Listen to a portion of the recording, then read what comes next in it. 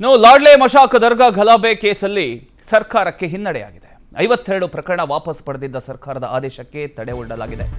Case ಹಿಂಪಡೆದ ಸರ್ಕಾರದ ಆದೇಶಕ್ಕೆ ಹೈಕೋರ್ಟ್ ತಡೆ ನೀಡಿದೆ.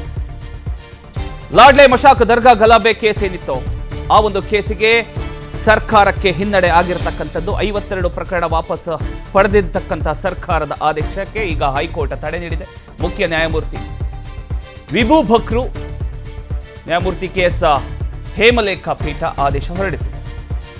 ಲಾಡ್ಲೆ ಮಶಾಕ್ ದರ್ಗಾ ಗಲಭೆ ಕೇಸ ಸೇರಿ 52 ಪ್ರಕರಣವನ್ನ ವಾಪಸ್ ಪಡೆದಿದ್ದ ಸರ್ಕಾರದ ಈ ಒಂದು ಆದೇಶಕ್ಕೆ ತಡೆ ನೀಡಲಾಗಿದೆ. ಕೇಸ್ ಹಿಂಪಡೆದಿರತಕ್ಕಂಥ ಸರ್ಕಾರದ ಆದೇಶಕ್ಕೆ ತಡೆ ನೀಡಿರತಕ್ಕಂಥ ಹೈಕೋರ್ಟ್. ಅಷ್ಟಕ್ಕೂ ಏನಿದು ಕೇಸ್ ವಾಪಸಿ ವಿವಾದ? 2022ರ ಶಿವರಾತ್ರಿಯಂದು ಆಳಂದ ಲಾಡ್ಲೆ ಮಶಾಕ್ ಶಿವಲಿಂಗ ಪೂಜೆ ವಿವಾದ.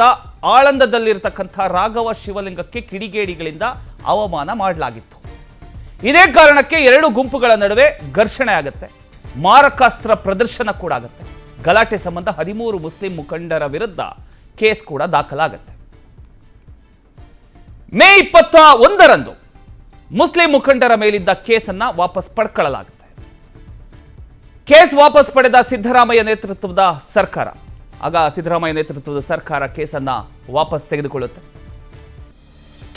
ಕೇಸನ್ನ ಹಿಂಪಡೆಯುವಂತೆ ಅಂದಿನ ಸ್ಪೀಕರ್ ಆಗಿರತಕ್ಕಂಥ UT ಖಾದರ್ ಅವರು ಮನವಿಯನ್ನ ಮಾಡ್ಕೊಂಡಿರ್ತಾರೆ.